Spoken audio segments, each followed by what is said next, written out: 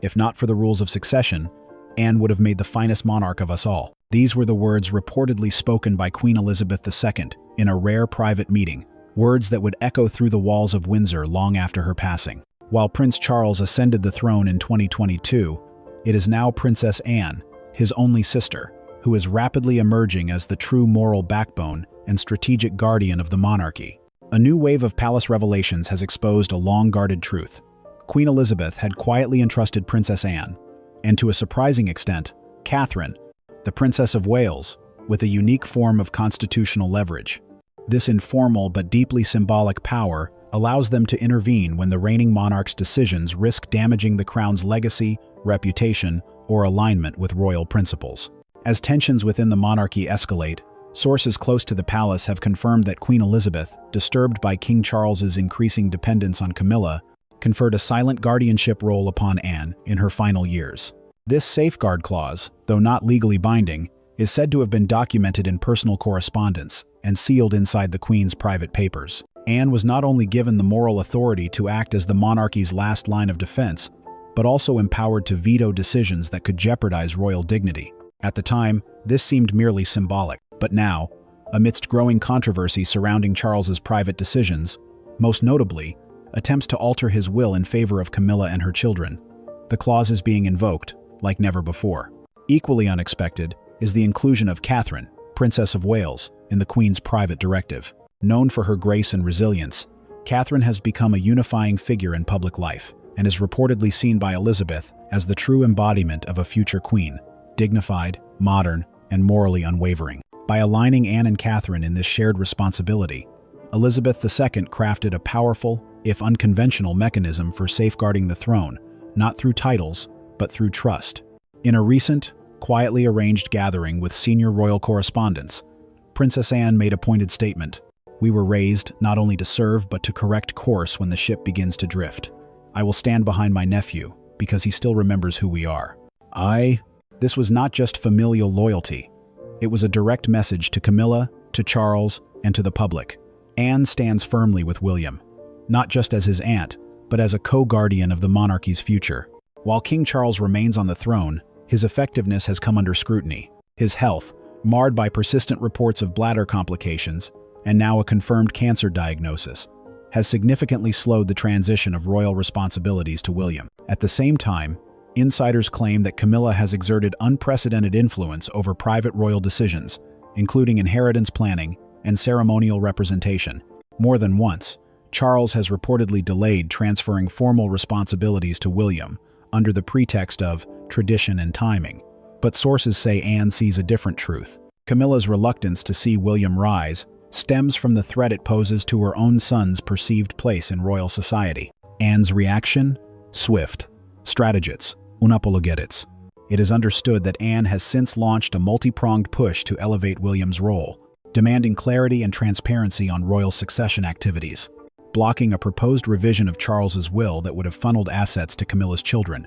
Personally, meeting with Commonwealth representatives to emphasize William and Catherine's leadership vision. Insiders say this isn't merely a symbolic gesture, it's a power shift in real time. Anne is no longer the silent workhorse of the monarchy. She is its guardian and enforcer, wielding a quiet but formidable authority passed down by the late Queen.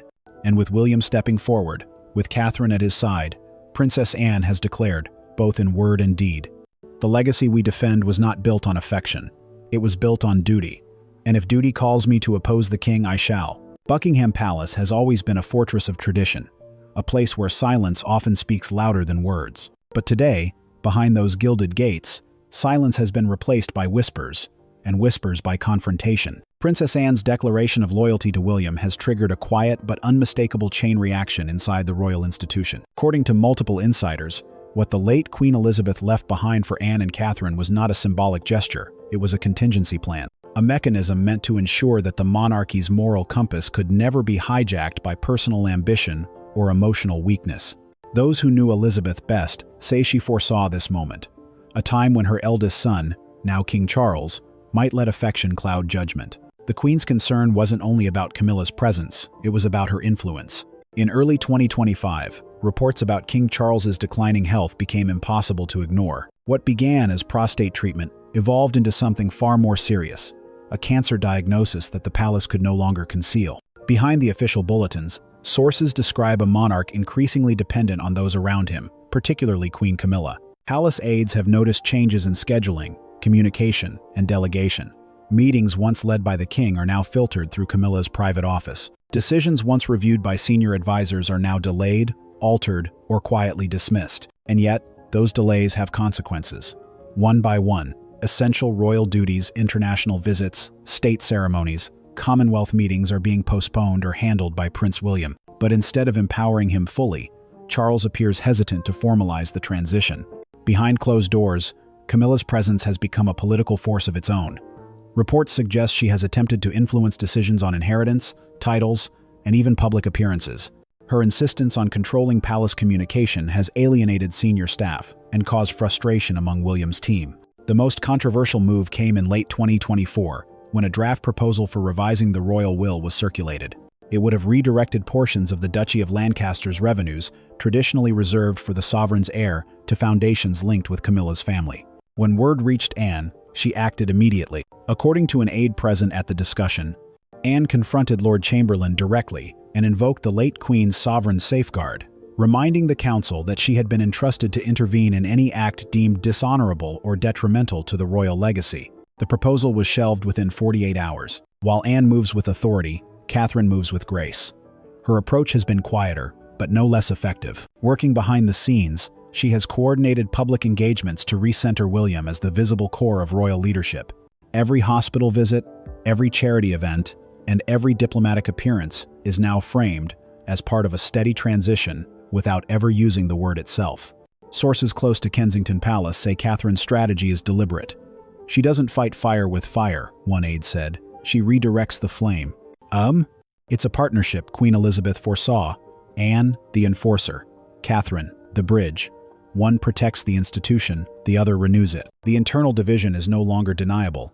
On one side stands King Charles and Queen Camilla, increasingly insulated and cautious. On the other, Anne, William, and Catherine, representing a forward-looking faction rooted in discipline, transparency, and public service. Public sentiment has shifted dramatically. Polls show record-high approval ratings for William and Catherine. While confidence in King Charles has slipped amid perceptions of indecision and favoritism, the Queen Consort's image, once carefully rehabilitated, has once again become a source of division. In an off-record conversation that later leaked to the press, Anne made a statement that sent shockwaves through the palace corridors. "If the crown is to endure, it must rest on integrity, not indulgence. I was not given power to sit idle."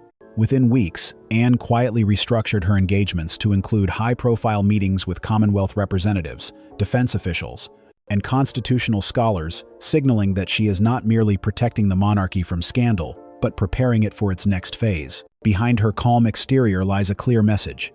She will not allow Camilla's personal interests or Charles's hesitations to derail the monarchy's stability. For the first time in decades, the House of Windsor stands at a crossroads. One path clings to sentiment and secrecy. The other, guided by Anne and Catherine, demands accountability. And as the world watches the British monarchy's next move, one truth has become inescapable. The most powerful person in Buckingham Palace may no longer be the king but the princess, who refuses to bow. As summer 2025 unfolded, Buckingham Palace found itself at a boiling point. Tensions that had long simmered beneath the gilded surface of the monarchy were no longer whispers in drawing rooms. They were erupting into veiled press leaks, sudden cancellations of public engagements, and high-stakes late-night meetings behind closed palace doors. At the center of this quiet storm was not King Charles, but Princess Anne, the woman once dubbed the spare to the heir, now emerging as the monarchy's last line of moral and constitutional defense. For months, Prince William had shouldered increasing royal responsibilities in silence. From standing in for his father at Commonwealth summits to leading state funerals and diplomatic receptions, the Prince of Wales had, by all measurable accounts, already stepped into the king's shoes. But despite William's composure and popularity, the official transfer of power was repeatedly stalled.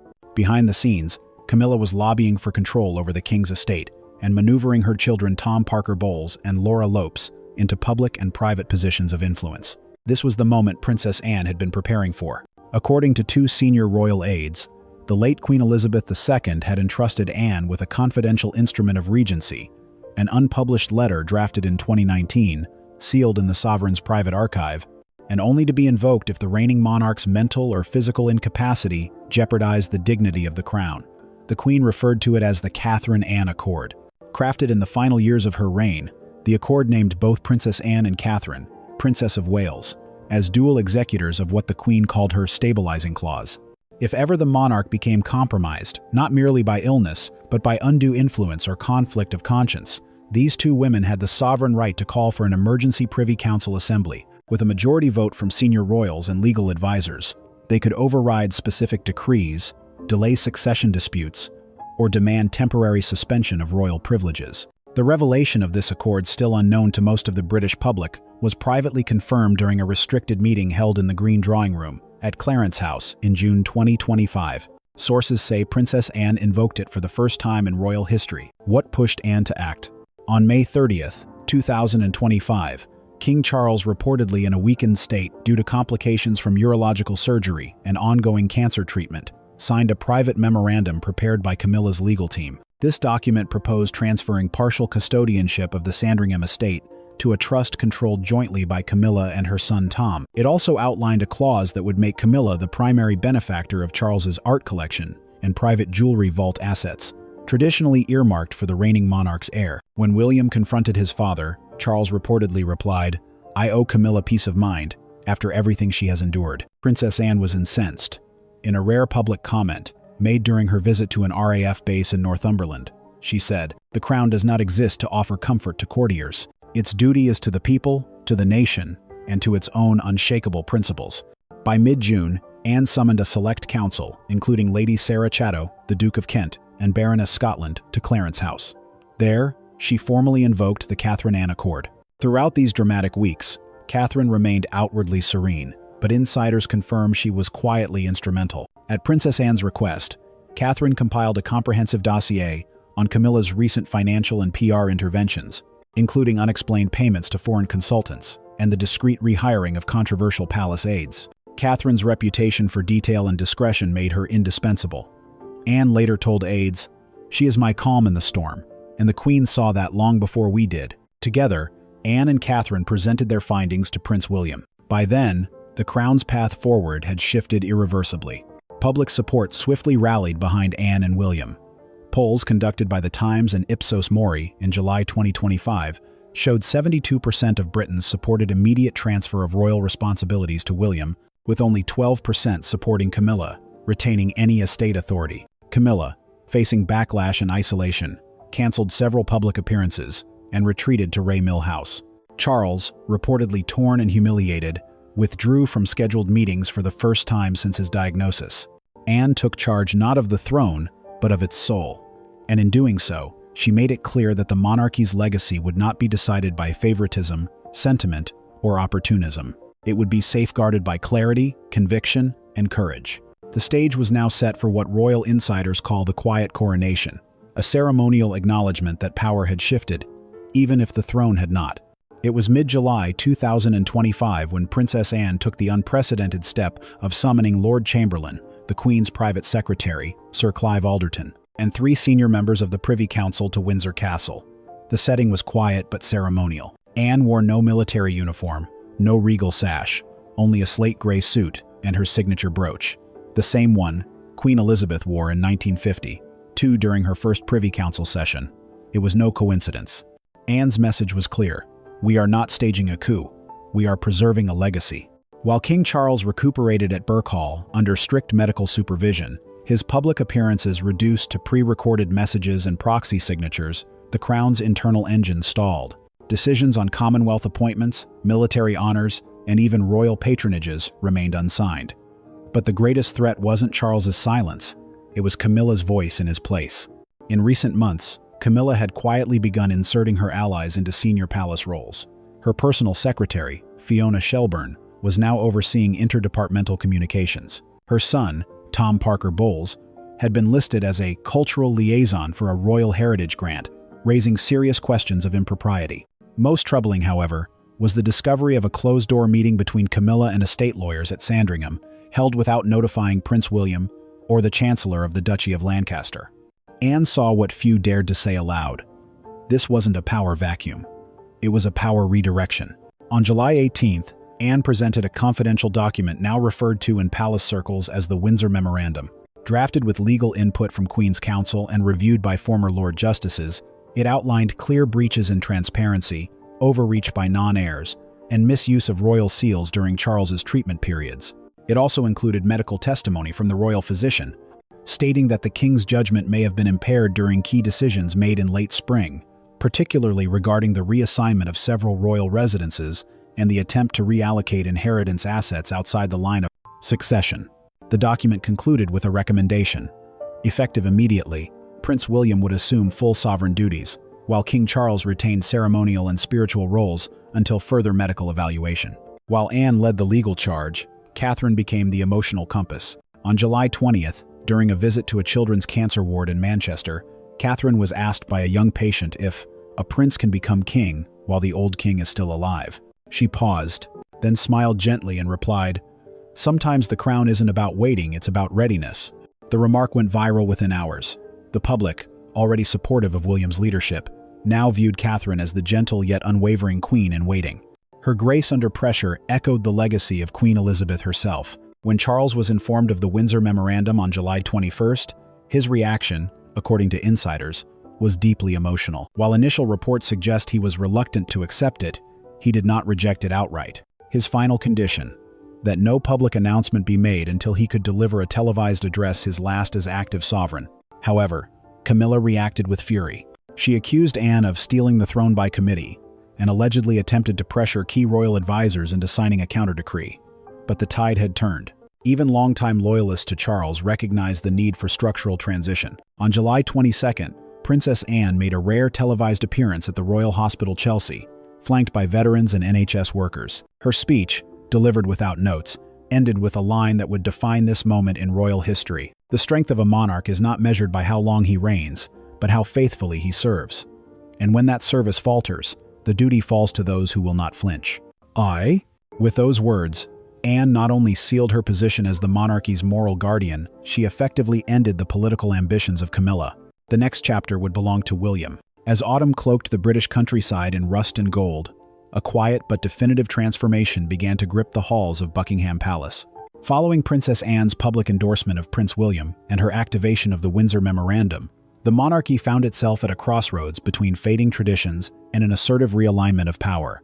Though Prince William had always been groomed as the heir, he had rarely been permitted to act fully in that role. But with Charles's health further declining, now absent from 4 consecutive Privy Council briefings, Princess Anne formally requested that William be instated as de facto regent under the Sovereign Delegation Act of 1953. Her request was quietly backed by senior members of the Privy Council, as well as Lord Chamberlain himself. On October 7th, William chaired his first official briefing with the Home Secretary, the Foreign Secretary, and military advisors, with Anne seated beside him not as a ceremonial observer, but as constitutional overseer. The British press called it the dual regency dawn.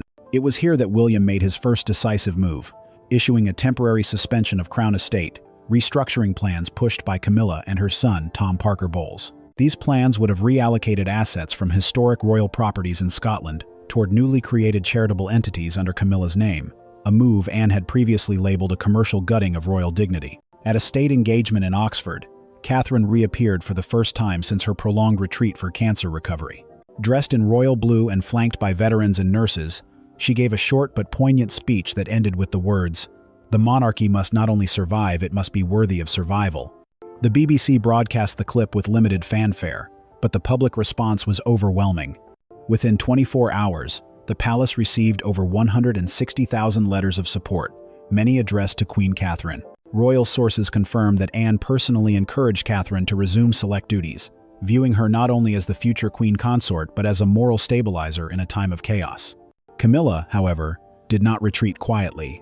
On October 10th, she summoned a private council of loyalists at Clarence House, including former press aides, 2 dukes with personal financial ties, and her longtime friend and PR strategist Lucinda Havisham. The objective: reposition Camilla as the keeper of the crown, while framing Anne and Catherine as instigators of a shadow coup. But this strategy backfired spectacularly. A leaked memo from the meeting revealed a proposed media campaign portraying Anne as unstable from grief and Catherine as overly ambitious.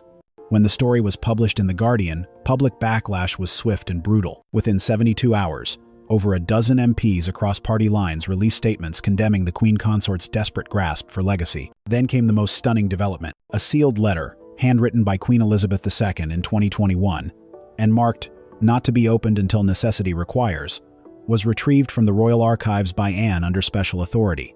In it, the late Queen expressed a contingency directive. Should there be disruption, erosion of royal clarity, or public confusion about legitimacy, Princess Anne was to act as guardian of dynastic order and instate the heir apparent with or without the reigning monarch's active participation. Anne presented this letter to the Prime Minister and the Archbishop of Canterbury during a closed meeting on October 12. By royal protocol, this granted her temporary precedence over even the King's own decisions, provided those decisions contradicted constitutional precedent or the unity of the Crown. On October 13th, following a private intervention led by Anne and the Lord Chancellor, Camilla was advised to retreat from all political and succession-related affairs indefinitely. Though not a formal exile, her exclusion from the next 3 state planning committees sent a loud message. Her influence had been revoked. That same evening, William met privately with Anne and Catherine at Windsor Castle. No press were allowed, no statements were issued. But by dawn, the royal standard above Sandringham flew at half-mast, not for death, but for the formal end of one era. The next was about to begin. In a move unseen in recent royal memory, the monarchy finds itself standing not on tradition, but on the steel resolve of one woman. Princess Anne, the only daughter of Queen Elizabeth II, now holds in her hands not just the Queen's blessing, but the weight of her final command. And with King Charles fading from public life, and Camilla's grip slipping into scandal and rejection, Anne has used every ounce of that authority to do what many say should have been done long ago. Give the throne its rightful heir, and the monarchy its only hope, Prince William. It began, insiders say, with a sealed document long rumored, now confirmed, written by Queen Elizabeth in her final months, and entrusted only to 2 people, Princess Anne and Catherine, Princess of Wales. This letter, bearing the Queen's own hand, named them as the true executors of her sovereign intent, a constitutional but also deeply moral authority, meant to activate only if the Crown's honor was at risk. And the tipping point had arrived. Following a private council meeting in Clarence House, Anne summoned her brother for what one palace aide described as the most devastating confrontation between royal siblings in modern history. There, before select senior courtiers and the royal physician, Anne laid out 3 charges. That Charles, under Camilla's influence, had attempted to change the royal inheritance to disproportionately benefit her children. That decisions affecting the succession and image of the Crown had been made without due consultation or in defiance of existing royal charter. That the King's ongoing health issues, including the recent diagnosis of advanced-stage bladder cancer, had made him unfit to exercise singular authority over state or royal estate matters. Anne then invoked the sealed authority given to her by the Queen. It was not abdication, it was an intervention, a constitutional freeze. As of that moment, Charles would retain his title in ceremonial form only. William, under Anne and Catherine's joint stewardship, would assume all core constitutional duties as the acting sovereign regent. The implications were immediate. Buckingham Palace communications shifted, referring to William as His Majesty the Regent. All briefings to Parliament were redirected through William's office. Camilla's public appearances were suspended indefinitely. Most notably, the Privy Council met under emergency session invoked by Anne and ratified a motion of interim authority by family charter, allowing Anne to act in the name of the monarchy should further constitutional violations arise. Despite overwhelming public support, William has remained reserved. Sources say he fears a rushed coronation would look like ambition, not duty. Instead, he's embarked on a 12-week restoration tour across the UK, starting with Wales, symbolically retracing his father's investiture, but under vastly different circumstances. Anne remains by his side in all key briefings. Catherine, regaining her health, has begun closed-door preparations for a new royal initiative focused on transparency, legacy, and the future of constitutional monarchy. Public response has been historic. Polling within days of Anne's intervention shows 81% support for Prince William as acting sovereign. 76% believe Camilla should have no further official role. Over 60% of respondents said they felt hopeful for the monarchy for the first time in over a decade. Newspapers across the Commonwealth ran headlines such as, "The Crown's Iron Rose, How Anne Saved the Throne," "Queen in All But Name," "Catherine's Rise Beside the Regent," "Charles Steps Aside," "William Steps Forward." Behind palace gates, a new era is already unfolding. Anne has ordered the audit of royal holdings, suspended all private security contracts arranged under Camilla's name, and reinstated a forgotten royal doctrine that all decisions made by the monarch must have a moral and public justification. There are whispers that Charles may quietly relocate to Balmoral for long-term convalescence. As for Camilla, her exile from royal authority appears permanent.